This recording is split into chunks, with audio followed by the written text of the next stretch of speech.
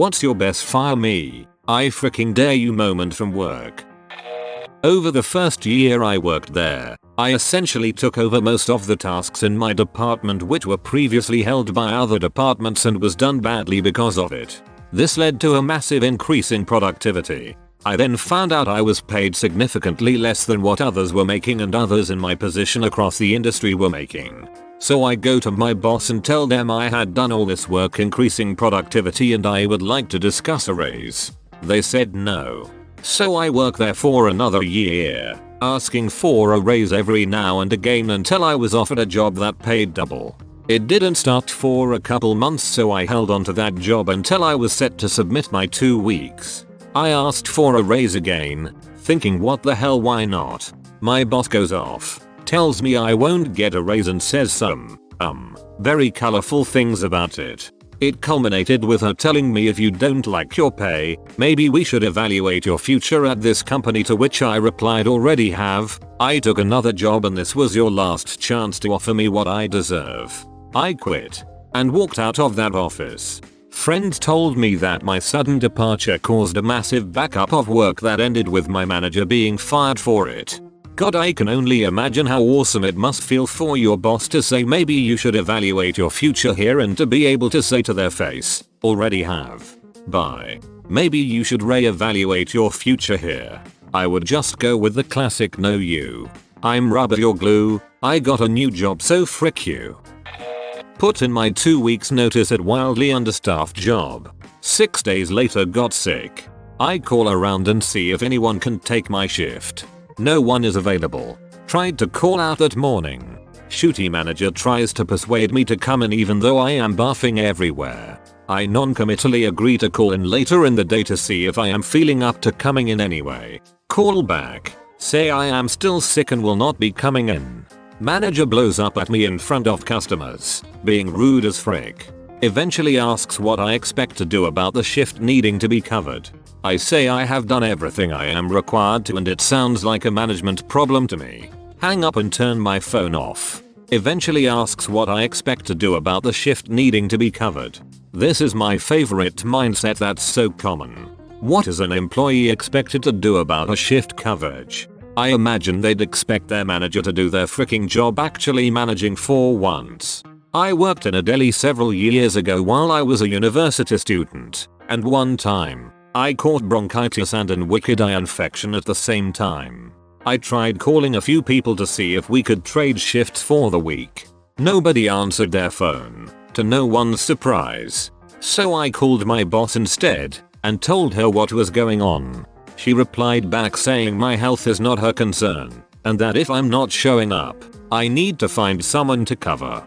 Just so I understand, I have an infection, on top of having bronchitis. I am on antibiotics, and can barely function properly, and you expect me to come in and operate slicing machinery, because nobody wants to take my shift? Trying to articulate this without coughing was difficult, but I managed it. Correct. My body decided that now was the perfect time to have a coughing fit, which my boss heard through the phone, and that prompted her to say you know what, maybe you should stay home this week, double quote. I hated that place. It's not like we were ever understaffed, if anything, we were always overstaffed, but frick me if I tried trading shifts with someone else for health reasons. I've had to cancel appointments because of this crap. I got out a few months after the bronchitis incident. You want me to come in and handle raw food while I have multiple infections? Yes. Could you say that again for the recording I'm making to send to the county health inspector? Nuts to the county health inspector. I'm sure corporate compliance counsel would love to hear why a manager with company authority authorized a young worker to operate dangerous machinery while medicated and ill. No ma'am, I wasn't aware we'd have $1 million maiming lawsuit on our hands. Yes ma'am, I understand just how fired I am. I was elbows deep in an AT&T Unix machine that should have been replaced a decade before, parts strewn all over a desk, when the client came in to see what was taking me so long. You've got 3 dead fans. One of the power supplies has failed. There's a bad CMOS battery and the video card is glitchy and refusing to allow the machine to POST sometimes. Client. So how long is that going to take? 15 minutes? Me, laughing. I can patch things up in a couple hours, but I'm going to have to come back in a few days with new parts. Client. If you can't fix it in the next half hour, you're fired. I'll find someone that knows what they are doing. I stood up, grabbed my tools, and started walking. Client. Where are you going? Me. I told her how long it would take, and that's longer than a half hour, so I guess I'm fired. My firing lasted about 3 more steps towards the door. Man, oh man, do I hate bossy people who do not even know how things work. You are a strong human being in my eyes. Nor. I knew he would eventually call me back in, even if it wasn't that day. He wasn't an a-hole, just seriously stressing about his accounting software being dead. Wish people knew how to manage stress without taking it out on other stressed out people.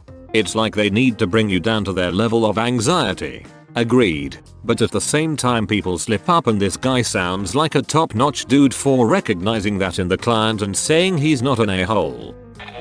I used to work at a small, family-owned grocery store for a few years. We got our load in on Mondays and Thursdays, and we got passed over one Monday and the distributor said we'd get the missing load in on Thursday. So, what essentially happened was a double load and my 2 receiving partners were out sick. I was the only person in the warehouse, receiving at the time, and got to take on 15 plus pallets of groceries that needed to hit the shelves immediately. I was specifically told to not go up front, and to do what I could while the front end crew covered the aisles and cash registers. Well, a lot of them were either lazy, untrained, or just putting in their hours so they could pay bills. I put in my earbud, just one, and get to work. I'm halfway through checking in the pallets when I get called up front. So I ignore it and continue. Then I get called again. So I head up there and get yelled at by a new hire with a bad attitude to do your job and bag for me. The customer was a regular and we got along very well, and she told me that she was fine and could bag her own groceries. Between the customer and the fact that I wasn't having it, I walked away. I had 3 years and 2 ranks on her, so I didn't give half of a shoot and went back to my pallets. Then I get the newest hotshot manager, who replaced the old hotshot manager, who replaced the beloved manager who trained basically the whole store, in my face about having an earbud in on the clock, which is allowed as long as you have on ear free, and said I could be sent home and not come back if I wanted to listen to music. So I gestured to the pallets and said go for it, these all need to be checked in, and broken down. Have fun. I got to keep my earbud in. Smiley face, so I had that going for me, which was nice. Never make threats that you can't keep. Such a simple concept. Similarly, don't make rules you can't enforce. Parenting 101. Told my boss 2 weeks in advance that I was taking PTO on Monday and Tuesday. She approved it, no problem. I take the days off and went out of town for a school thing. I come back into the office on Wednesday and I'm locked out of my account. I talk to the operations manager, my boss's boss, who was the person who interviewed and hired me, to see what's going on. He told me that my boss said I disappeared and didn't contact anybody for 2 days. I explained it to him and he said no problem. I talked to my boss later in the afternoon and she is furious. Starts saying how I didn't tell anybody that I was taking PTO and thought I just suddenly quit. I don't know what the frick this itch was talking about, because I told her 2 weeks ago that I was going to be out those 2 days and I have the emails to prove it. At this point I was the only person left on my team of 4 people who were there when I was hired. I was already planning on quitting in next month as I had to move for school. This itch had the audacity to threaten to fire me. I said, if you feel like you need to let me go for your mistake, go ahead. Ended up working there for another 7 weeks before leaving on my terms. Even got to use the operations manager as a reference for another job. The best is when there are written emails proving you are right and they still argue, lol. This happened to a friend of mine too.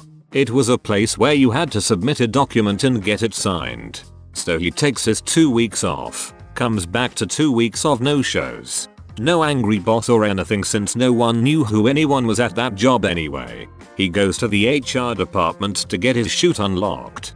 Eventually they find out the HR admin had assigned his vacation to a different employee. So the HR admin says, "Okay, well, I'll fix it this time only." "No, you'll frickin' fix it every time, it's your fault." "Okay, well, I'll fix it this time only." Jesus, the balls on the HR admin. It's the Stanford experiment all over again. HR really do think that they're the prison guards. "We'll fix it this time only." Can I get that in writing? Emails labor board. Worked at a cancer non-profit. Hired a lady who knew about us because her kid had cancer. Boss wanted me to fire her because she had to come in late or leave early to take her kid to chemo. I refused. Boss said she'd fire me if I didn't. I told her she could go right ahead. Our CEO said no way. I got fired from a non-profit helping veterans with PTSD because I needed time off to deal with PTSD. They chalked it up to being too small to have to conform with FMLA leave. Made me learn real fast everyone involved doesn't give a shoot when it's real. Reminds me of something I learned recently from a different Reddit thread. There are people who care about the mission of an organization and there are people who care about the organization. Over time, people who care about the organization always tend to take over. So if you want a non-profit that cares about PTSD, you go to a new one that's just starting up. Then watch as it slowly becomes more about itself and less about its mission. LOL, what a freaking idiot. She still works there. This was like 10 years ago. Same itch that told me not to hire some people because she thought their ethnic names would mean they didn't fit in with our office culture. AKA she was racist as frick to boot.